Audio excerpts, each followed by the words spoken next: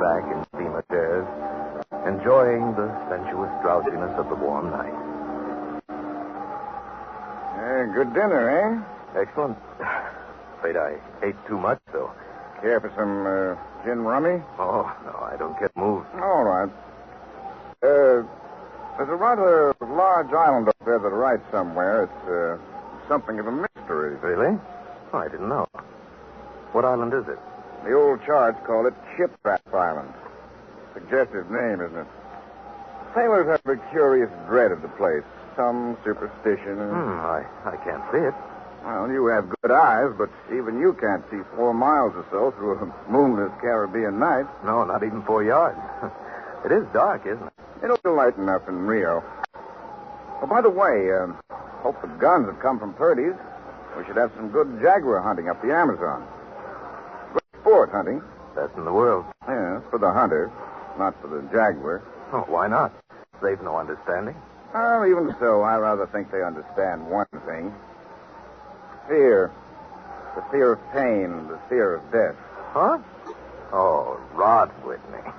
Who cares how the jaguar feels? Well, perhaps the jaguar does. Oh, you're a big game hunter, not a philosopher. Look, the world is made up of 2 classes. The hunter and the hunted. We're lucky enough to be the hunted. You think we passed that island yet? Yeah, can't tell in the dark. I hope so. Why? Well, the place has a reputation. A bad one. Cannibals? Hardly. Even cannibals wouldn't live in such an isolated spot. But it's gotten into sailors' legend somehow. Did you notice? The crew seemed jumpy today. Yeah, they were a bit strange now that you mention it. Yes, it's a sort of dread, a kind of mental chill. I'll be hanged if I haven't felt it myself. Oh, pure imagination. Well, one superstitious sailor can infect a whole ship's company with his fear. Maybe. Well, sometimes sailors have an extra sense which tells them when they're in danger. Well, enough of that. I think I'll turn in. I'm not sleepy. I'll just have another pipe. Good night, then. See you in the morning. Yes. Good night, Whitney.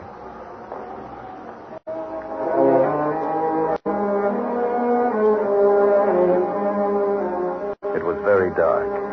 So dark I could have slept without closing my eyes. The night would have been my eyelids. I puffed at my pipe, got drowsy. Then I was wide awake. A gun out there in the water, a gun. I sprang to the rail, strained my eyes in the direction of those shots, but I couldn't see a thing. I leaped up on the rail to get better elevation, and my pipe, striking a rope, was knocked out of my mouth. I lunged for it, and tight fingers closed around my heart as I realized I'd reached too far and lost my balance.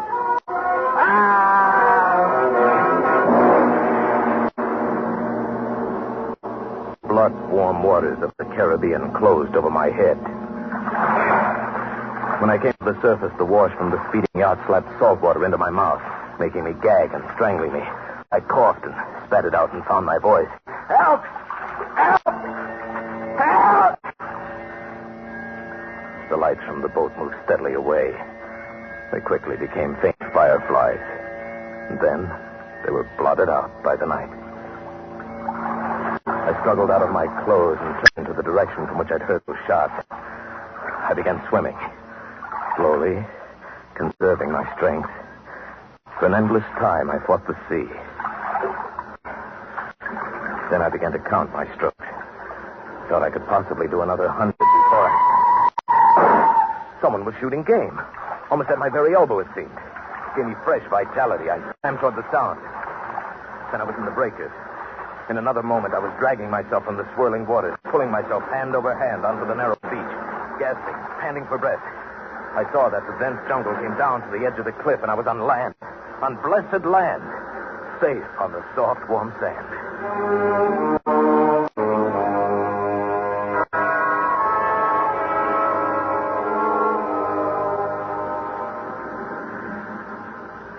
I awoke late in the afternoon, a sharp hunger picking at me. As I slowly came to my feet, I saw, not far from where I'd been lying, signs of a terrible struggle in the underbrush that sloped so sharply to the beach. Some wounded thing, evidently a large animal, had thrashed about there in its death fight. Almost at my feet was a small glittering object, an empty cartridge from a .22. That was odd. The hunter had had his nerve to tackle a large brute with so small a gun. I examined the ground closely and found what I'd hoped for. The print of hunting boots. They pointed up toward a recess in the cliff, and I hurried quickly after them, for night was beginning to settle on the island.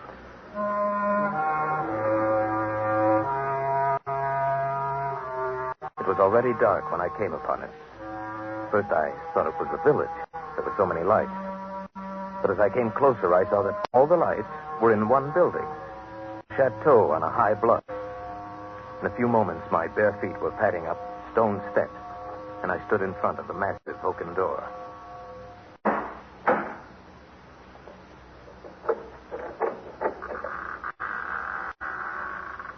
Good evening.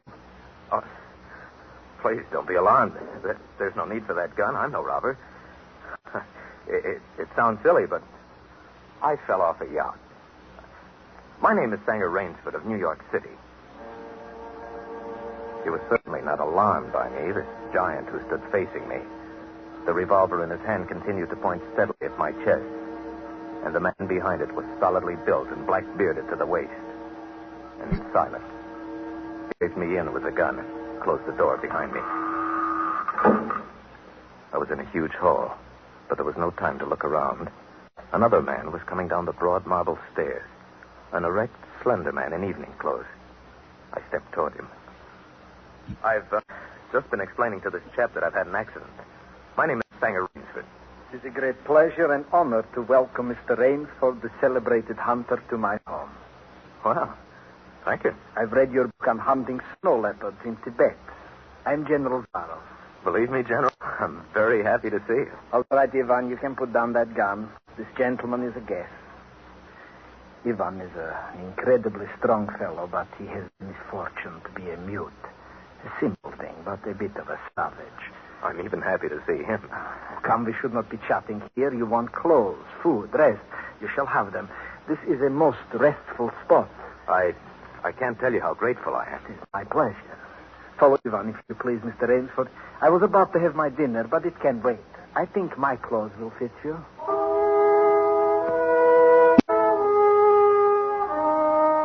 I followed the man into a huge beam-ceiling bedroom with a canopied bed large enough for 6 men. Ivan silently laid out an evening suit. And as I put it on, I noticed it came from a London tailor. And Whitney'd called this place too isolated even for cannibals. I went downstairs and sat down opposite Zaroff in a dining room that suggested a baronial hall of feudal times. The food was excellent. Perhaps you were surprised that I recognized your name. But I read all books on hunting, published in English, French, and Russian. I have but one passion in life, and that is the hunt. Why, I notice you have some wonderful heads here. Well, that Cape buffalo over there is the largest I've ever seen. Oh, that fellow. Yes, he charged me, threw me against a tree, fractured my skull. But I got the brute. I've always thought the Cape buffalo the most dangerous of all big game. No, the Cape buffalo is not the most dangerous. No? Here in my preserve on this island, I hunt more dangerous game. What, is there big game on this island? The biggest? Really? Oh, it is not here naturally. I have to stock the island. Well, what have you imported, General? Tigers? No. Hunting tigers ceased to interest me when I exhausted their possibilities. There's no thrill left in tigers, no real danger. I live for danger. Cigarette, Mr. Rainsford. Please. We will have some capital hunting, you and I. But what game? I'll tell you. You will be amused, I know. I think I may say in all modesty that I have done a rare thing. I have invented a new sensation. May I pour you another glass of port, sir? Thank you. I have been a hunter all my life. But after many years of enjoyment, I found that the hunt no longer fascinated me. It had ceased to be what you call a sporting proposition.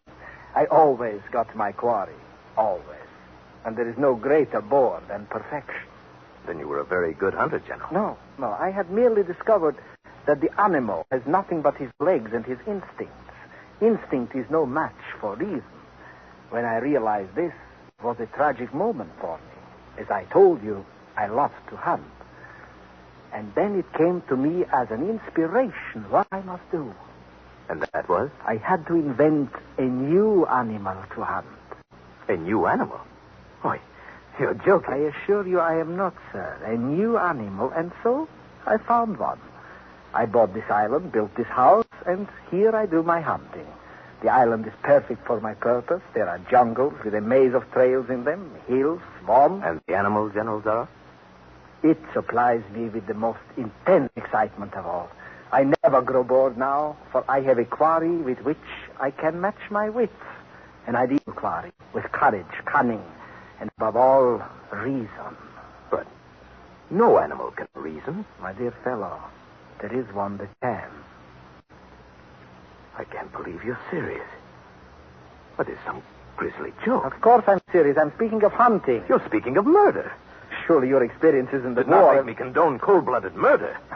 I'll wager you forget your notions when you go hunting with me. You've a genuine new thrill in store for you, Mr. Raines. Thank you. I'm a hunter, not a murderer. Oh, dear me, that unfortunate word again.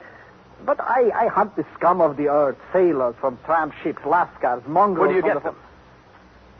This island is called Ship Trap. There is a row of lights out there on the reef which indicate a channel where there is none, only rocks. I control the lights from my tower. You wreck their ships and then you shoot down the men. But I treat my visitors with every consideration. They get plenty of good food and exercise. They get into splendid physical condition. You shall see for yourself tomorrow. Would you like some more port, please? What shall I see tomorrow? We'll visit my training school. It's in the cellar. I have about a dozen there now. Sailors, inferior lot, I regret to say, more accustomed to the deck than the jungle. Ivan, we'll have our coffee now.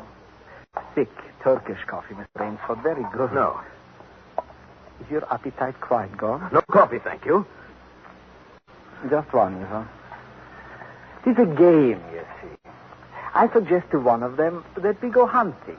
I give him 3 hours start. I am to follow, armed only with pistol of smallest caliber and range. If my quarry eludes me for 3 whole days, he wins the game. If I find him, he loses. And if he refuses to be hunted? Oh, I give him the option. If he won't hunt, I turn him over to Ivan here. Ivan once served as official executioner to the Great White Tsar, and he has his own ideas of sport. Invariably, they choose the hunt. And if they win? To date, I have not lost. I don't wish you to think me a braggart. Once did almost win. Eventually, I had to use the dogs. The dogs? Yes. Just step over here to the window a moment. I want you to see my courtyard. Go ahead, Mr. Rainford. Open the window, please.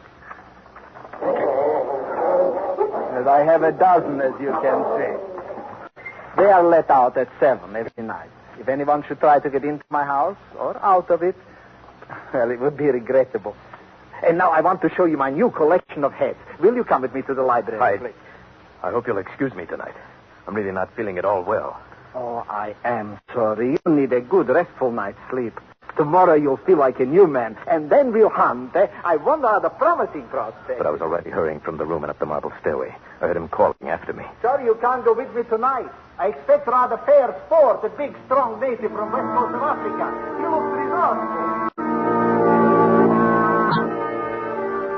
The bed was good. I was tired, but I didn't sleep. I didn't toss or turn. I didn't move. I just lay rigidly in one spot, my eyes on the ceiling, my arms tight against my side, my breathing slow and heavy, my mind empty, waiting. The inky black was just beginning to dissolve. A thin line of gray was just beginning to seep insidiously into my room when Zaroff found his quarry. Then, I suppose I slept. When I awoke, the sun shadows were already slanting through my room. Must have been well after noon. I came down to find General Zaroff pouring himself a glass of brandy by the sideboard. Mr. Rainford, feeling better, I trust? Yes. I wish I could say the same. No, I'm not well. Hunting was no good last night. He made a straight trail, offered no problems at all. General, I won't leave the island at once. Mr. Rainford, tonight we will hunt. You and I. No, General. I've told you I will not hunt. I beg you to reconsider. My idea of sport is much more diverting than Ivan. You You mean that? Yes. You and I. It's really an inspiration. A foeman worthy of my steel at last. Oh, you'll find this game worth playing, Rainsford. Your brain against mine. Your woodcraft against mine. Your strength and stamina against mine. It's outdoor chess. And the stake is not without value, eh? And if I win? If I do not find you by midnight of the third day, then I'm defeated. My sloop will place you on the mainland near a town. Oh, you can trust me. I give you my word as a gentleman and as a sportsman. Of course, you in turn must agree to say nothing of your visit here. I'll agree to say nothing of the kind. Well, in that case, well, why discuss it now? 3 days from now, we can chat about it over a bottle of Veuve Clicquot. Unless... And now listen, Rainsford. Ivan will supply you with hunting clothes, food, and knives. I suggest you wear moccasins. They leave a poorer trail. I suggest, too, you avoid the big swamp in the southeast corner of the island. There's quicksand there. And now, you want to start, no doubt. I shall not follow until dusk. Hunting at night is so much more exciting than by day, don't you think, Mr. Rainsford? Good hunting. I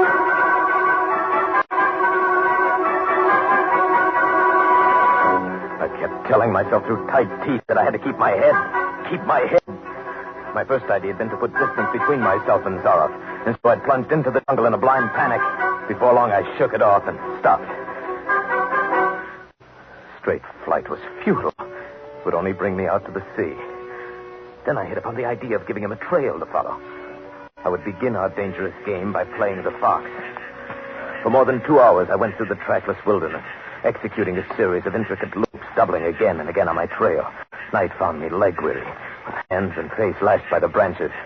I needed rest badly, and having played the fox, I decided now to play the cat. I climbed into the crotch of a huge tree.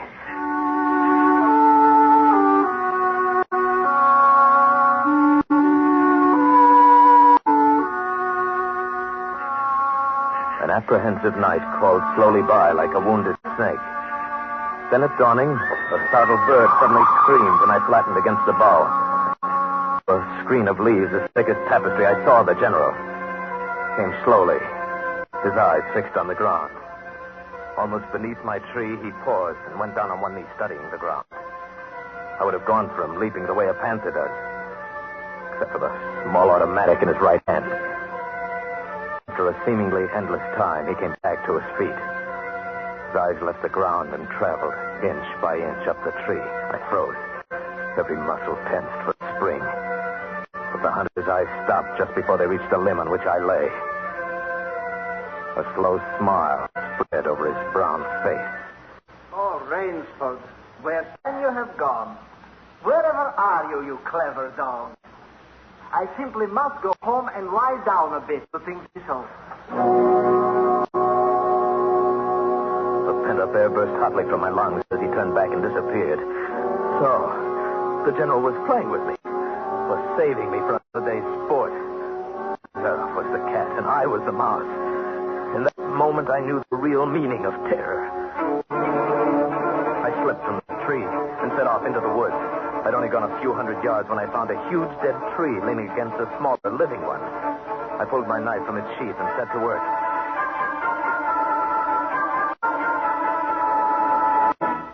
When the job was finished, I threw myself down behind a log 100 feet away.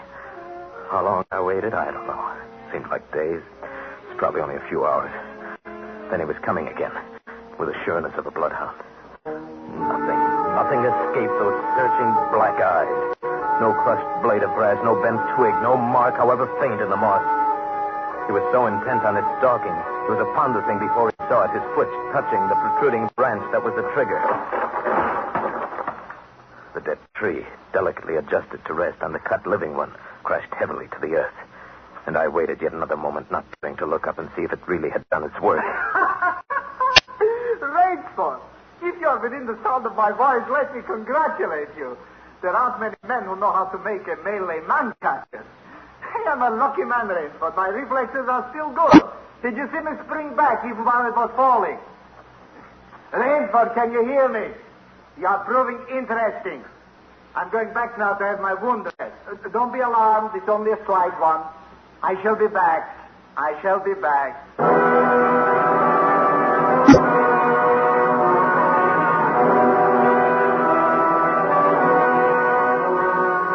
It was dark and I'd been going for hours. The vegetation became ranker. Insects were biting me savagely. And when mud began sucking viciously at my feet like giant leeches, I knew where I was. About to enter the death swamp with its quicksand. However, the softness of the earth gave me an idea. I stepped back about a dozen paces out of the quicksand and began to dig. When the pit was above my shoulders, I climbed out. And from some hard saplings, I cut stakes, sharpening them to a fine point. I planted the stakes at the bottom of the pit, with their points up. With flying fingers, I wove a rough carpet of weeds and branches, and with it I covered the mouth of the pit. Then, wet with sweat and aching with tiredness, I crouched behind the stump of a lightning-blasted tree. I heard the padding sound of feet on the soft earth. I knew he was coming. The night wind brought me the perfume of the general's black cigarette. Although I could see nothing, it seemed to me that he was coming with unusual swiftness, that he was not feeling his way along foot by foot. In one brief moment, I lived an entire year. Then I heard the sharp crackle of breaking branches. The cover of the pit gave way.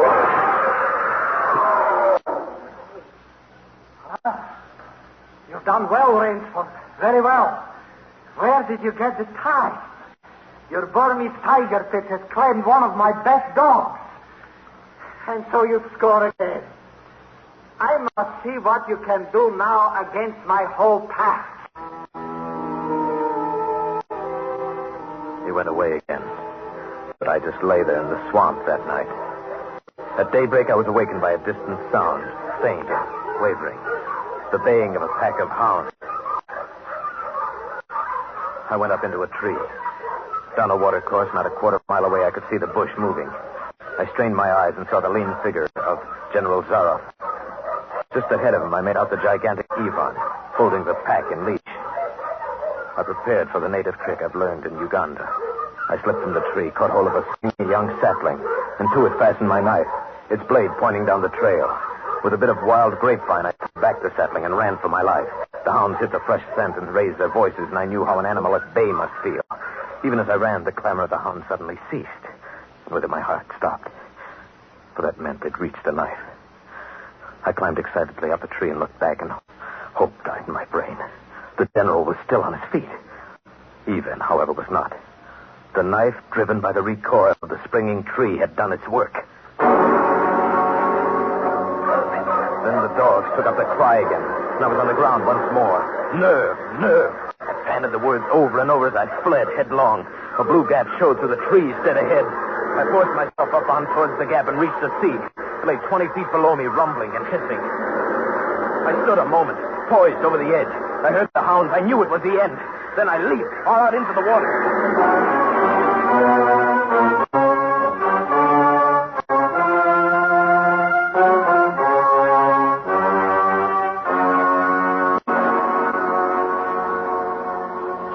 Well, it's been a busy day, Adam. A busy day. Oh, down, Adam, down. What's the matter, my boy? Hungry? All right, catch. It's quite a day. Not perfect, of course. Two slight annoyances. One is it will be difficult to replace Ivan. And the other, well, our quarry escaped us, didn't he, Adam? But then, of course, the American didn't really play the game. So we won't count it. We won't count it at all. All right, my boy. That's enough for now. Out you go with the rest. Better luck another time.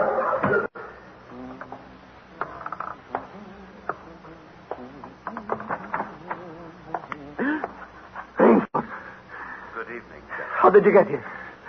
I swam. I found that quicker than walking through the jungle. I congratulate you. You have won the game. No, General. Yes. Yes, of course you have. I'm still a beast at bay. Get ready, General Zaroff. I see. Splendid. One of us is to furnish a meal for the hounds. The other will sleep in this very excellent bed. Good, Rainsford. Good. Anga.